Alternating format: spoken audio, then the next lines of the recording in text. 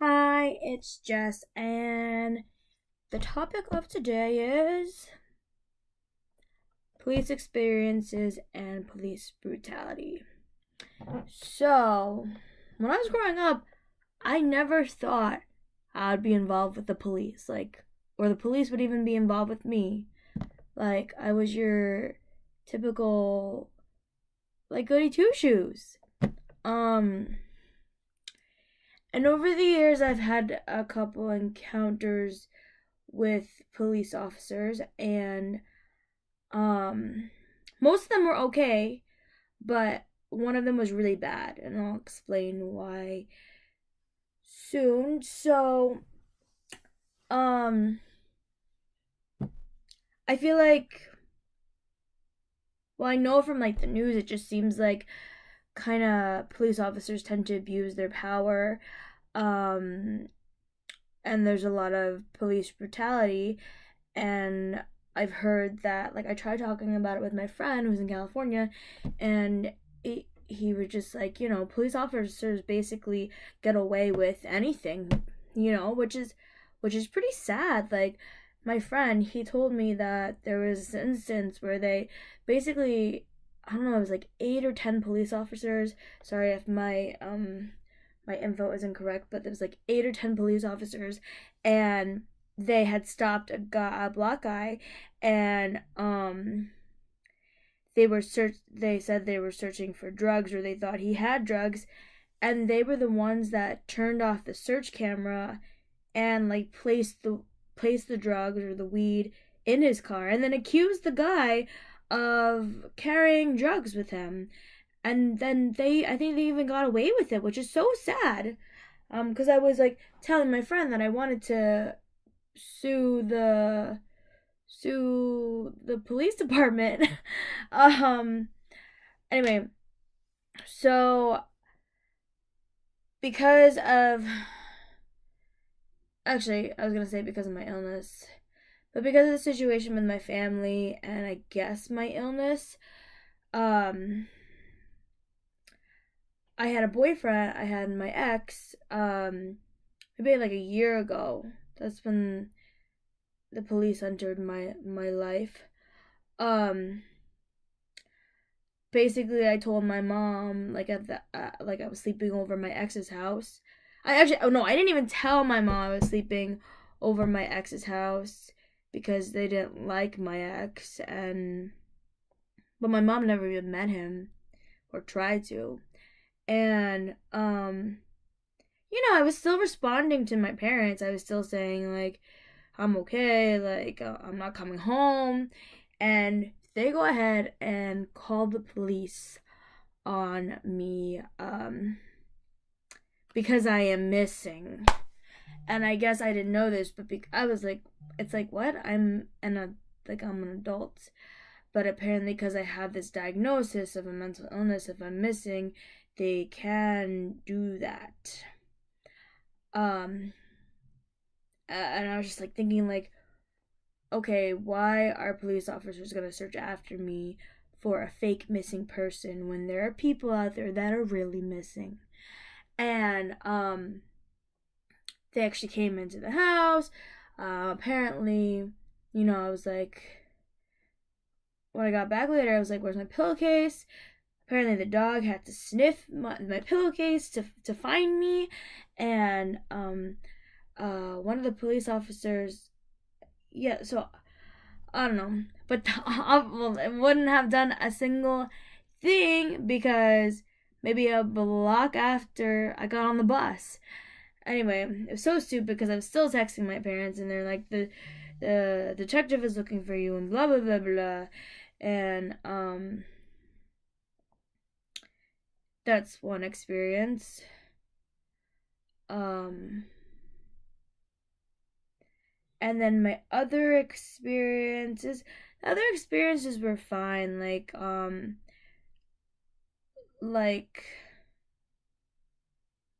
my basically, I had stopped taking 1 or 2 of my medications, and my dad, he got so angry. He got so angry. He came upstairs. He's like, what's wrong with you? You're not taking care of yourself. You don't care about this family. You don't care about yourself. The same thing's gonna happen to you as it did before. And this whole time, the whole time he's saying this stuff, I'm in my bed. It's like 2 o'clock, and I am trying to be calm. I'm like trying to tell him. I was like, well, you told me that my medicine is making me hyper, so I stopped taking it. And I'm trying to be calm, but then he keeps yelling. And I jump on top of my bed. I'm just like, shut the fuck up! And and I'm running downstairs and just I mean, this whole thing was not actually very funny. It was actually really awful. I go downstairs and take one of my pillows and just like throwing it into the garbage. And my dad's like, no, don't do that. And he's like trying to grab me. I'm knocking down chairs, and all of a sudden I'm in the living room, and my mom is there, my sister's there, my dad is there, and I just feel so trapped. And it's like, why does it always have to be about me? Why am I always the problem in this family? And my mom was like, because we're talking about you right now. And my mom is always talking about me and my problems, and so is my dad. And I was like, what about dad and his OCD? And I'm always the problem, always the scapegoat. And so I run outside with just my cell phone on. I just have like my like pajama shorts on and like a t-shirt or whatever. And my parents grab the hell out of me, and they're grabbing me and they're like holding me down, and I bruised from it too. My dad bruised me, and I'm just like yelling and screaming, like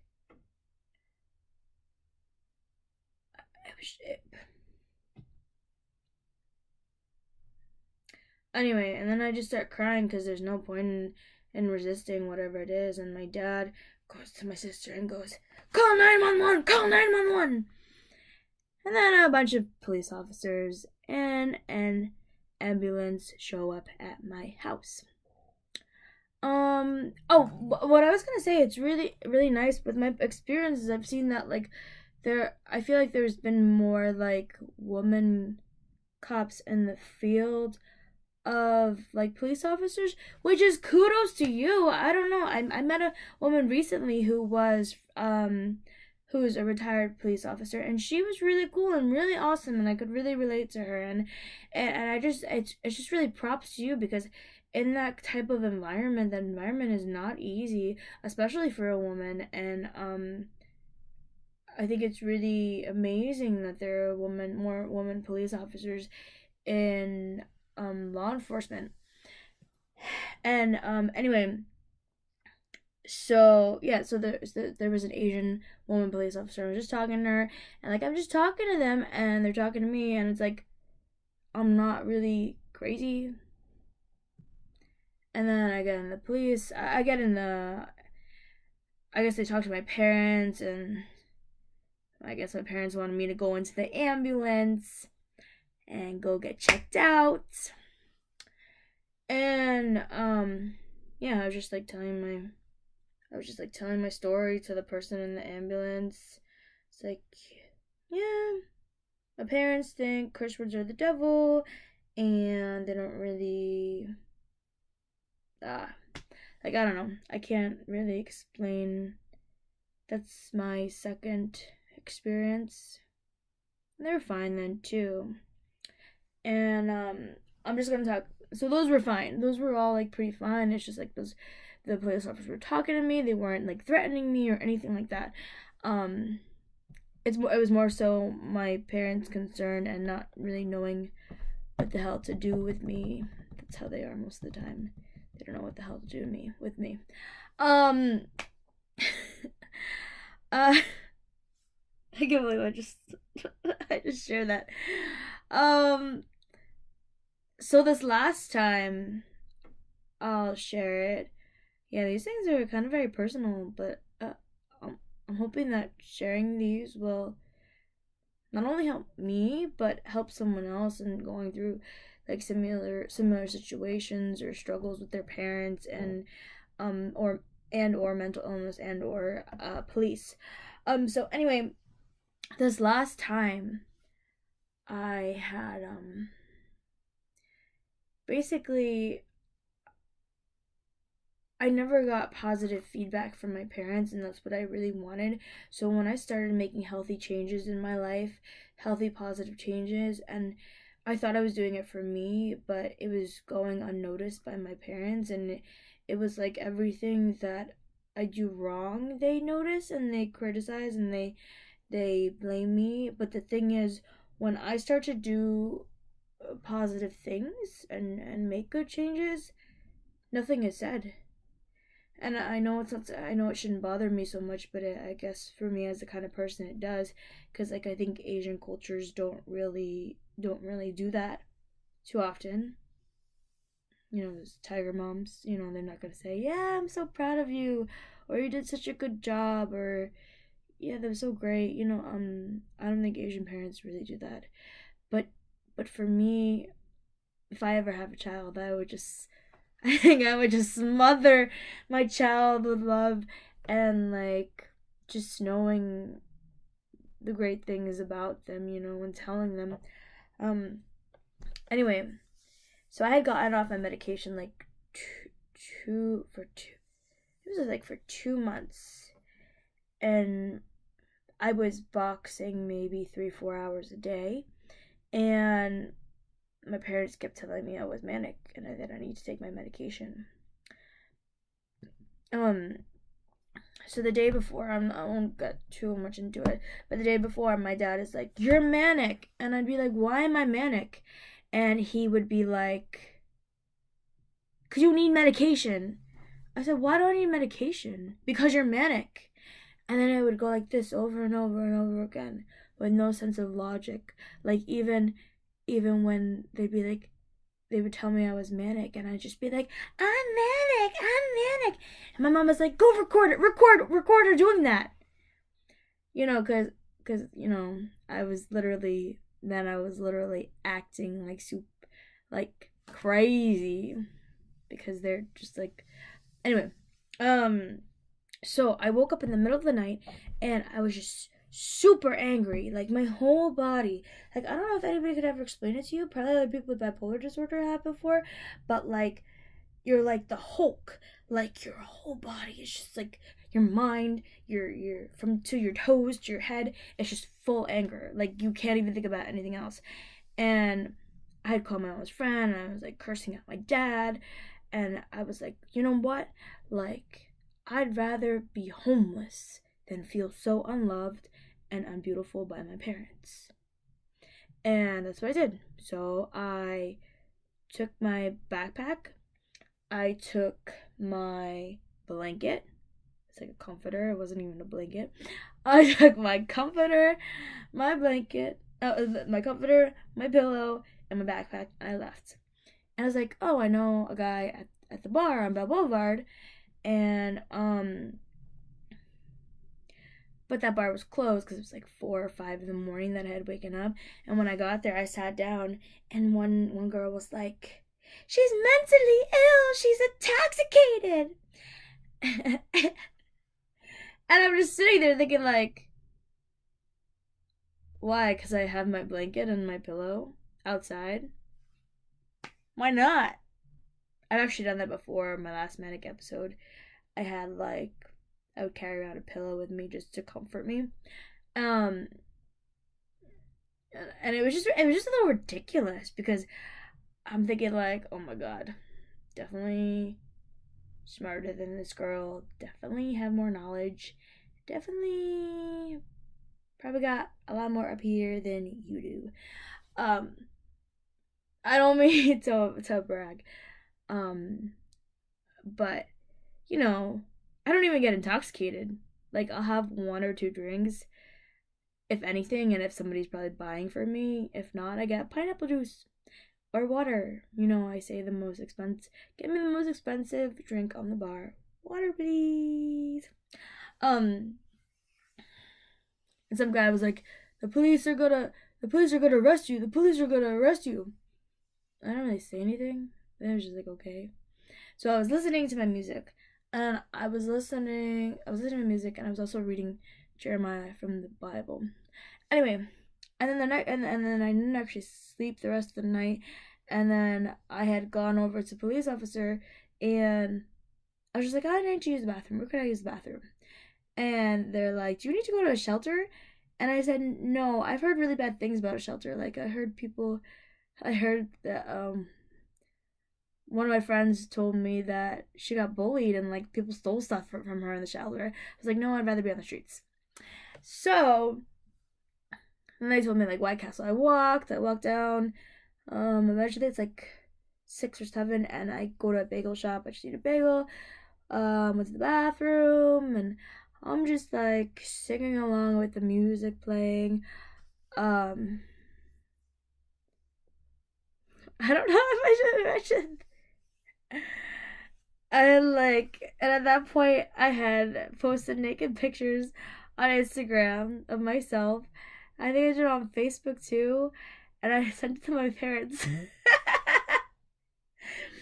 It was almost like, notice I'm beautiful. That's kind of what I did. Anyway, and then I went outside, and I had my blanket, I had my pillow, my backpack. I don't even remember if I was listening to music. I just start dancing down Bell Boulevard with my pillow and my blanket. I cross the street. I sit down where the Capital One Bank is. I start crying. I just start crying. Just really tired of my parents treating me like I'm a piece of shit most of the time. Like, I'm the crazy person. Like, it's really crazy because, like, you know, people are like, end stigma, end discrimination. And here my parents are. They are creating the stigma in my own household. And, so I sit there, and all of a sudden, 7, 8 police officers are around me. And there were 2 girls, 2 women police officers, and they were just talking to me. And there's 1 Asian one, 2 white guys, and I'm sitting there, and they're like, you need, like, basically I just say, oh, I feel so unloved by my dad. I'm like crying. I feel so unloved by my dad. I'm an artist. I've shown them my art, and I didn't say anything crazy. You know, I didn't say anything like I'm out there or a lunatic. And they're like, you have to get up. Why do I need to get up? People need to get by. And I was like, I will sit here for as long as I want to. She's like, you need to get up. You gotta get up. Get up. Eventually, I'm just like, oh, and I was wearing like yoga pants and a tank top, and I just like got up like this. And he's like, take a walk. I walk, I see the ambulance, I go take a walk to the ambulance, get in the ambulance. And I said, why do I need to get in the ambulance? You just told me to take a walk. I'm walking home. I start walking home, and then this Asian police officer grabs me by the arms, and and I fall to the floor. I fall to the floor like this because he grabs me like that. And he's yelling in my ear, stop resisting, stop resisting. I'm like, what am I resisting for? You're grabbing me. And he literally yanks my arms out of my body, and he handcuffs me. And the thing is, like, it was so unnecessary. First of all, okay, this was an Asian male police officer. So first of all, there were 2 female police officers. Why aren't they tackling me? Why are you the one tackling me? That's number 1. Second of all, you're in. I honestly believe that it was the Asian and not the male, the white cop. Like, I don't think they even thought I was a threat. I think the Asian cop was really it might have been really ashamed of me. Like, that's not how Asian women should, like, I was a disgrace, or that's not how Asian women should act. And also, why would you have to be so violent?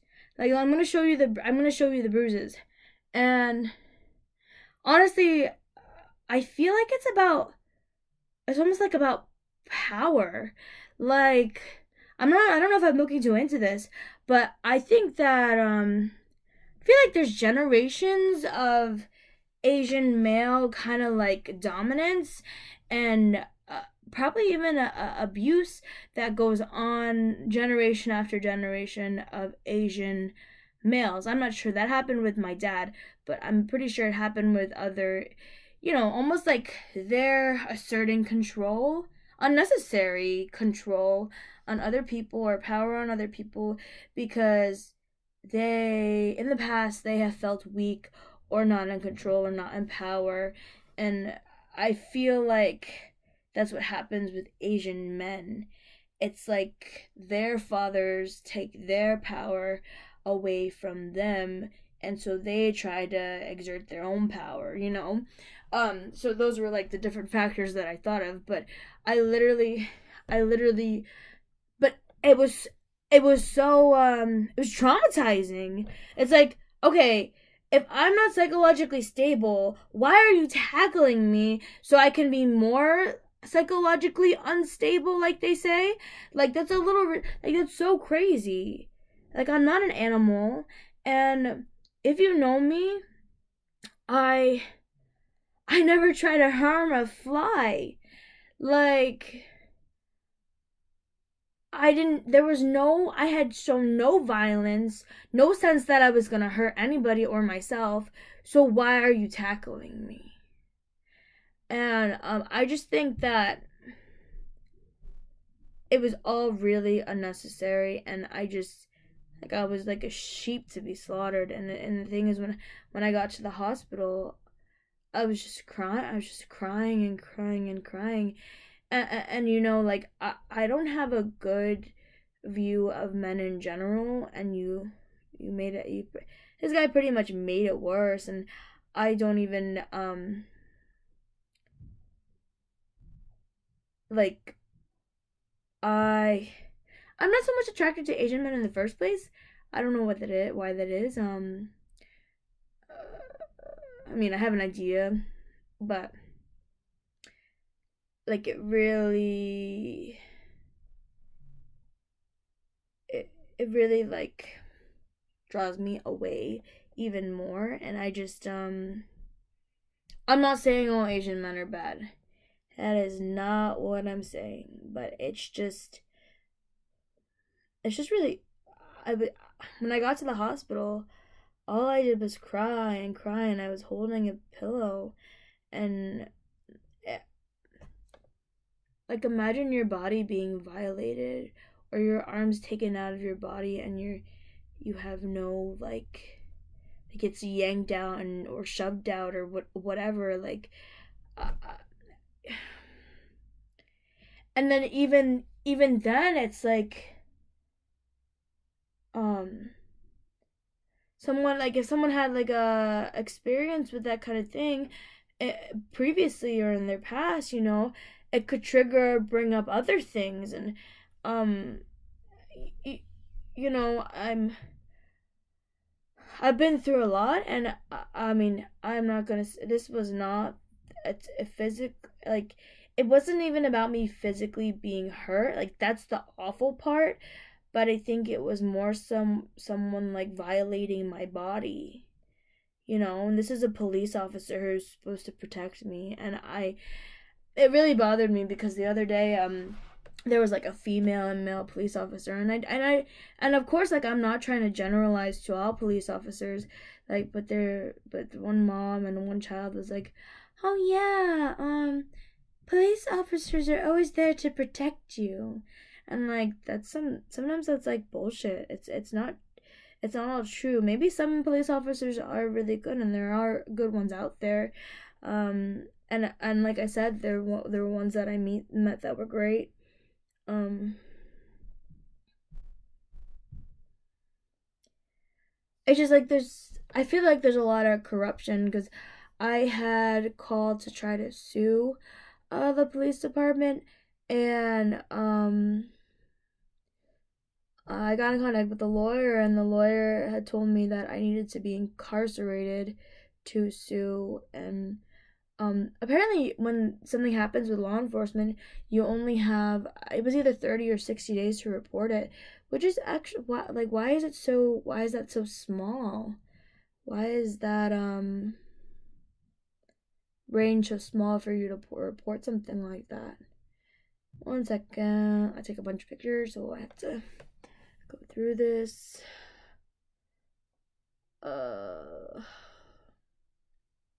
oh my god, where the fuck is it?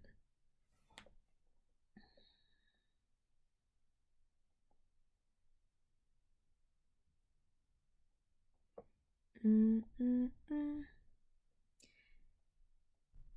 Yeah, so I had to ask the hospital just to give me my phone just to take the pictures as like evidence, but I don't know how I'm gonna go through with it. I don't. I think maybe the time is up too, but.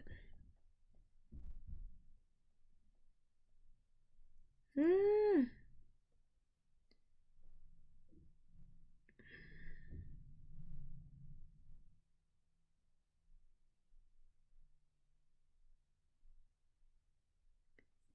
is it? Sorry! I don't even know if you're still watching.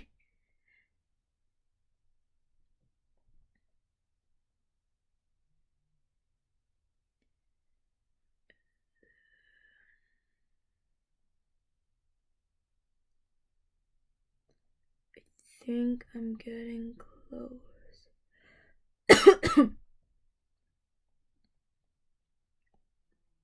This is freaking it. You see it? Like that one, and then uh and then this one's not so bad. This side is not so bad. But yeah, it's like this right here. So unnecessary. Why the fuck would you do that to me? It was really awful. I just like was crying in the hospital for a very long time. Just how awful the way I felt I was treated, and that it was completely unnecessary. Like, someone in the hospital also said that they were like taking her away, and one of the white police officers was like, "Suck my balls" or something like that, which was really crazy. I don't know if that's true because it didn't come from me, but it come from someone else. But even like how they're reinforcing laws and they don't even follow the actual laws. Like, shouldn't they be like models, instead of like going through red lights or whatever, or like turning on their sirens to go through red lights, and um not being so violent against people that like me that or no threat. um Anyway, this video went on a lot longer than it was supposed to, and I don't know. Maybe you watched it anyway. Anyway, um, so those are my police stories that I have, and I hope you're not alone in your struggles. You're not alone in your in like the things that you deal with, whether it be your parents or police or whatever other circumstance you have. Um, you know, uh, you have your own story, and the story might not be the most happy story, or the most clean story, but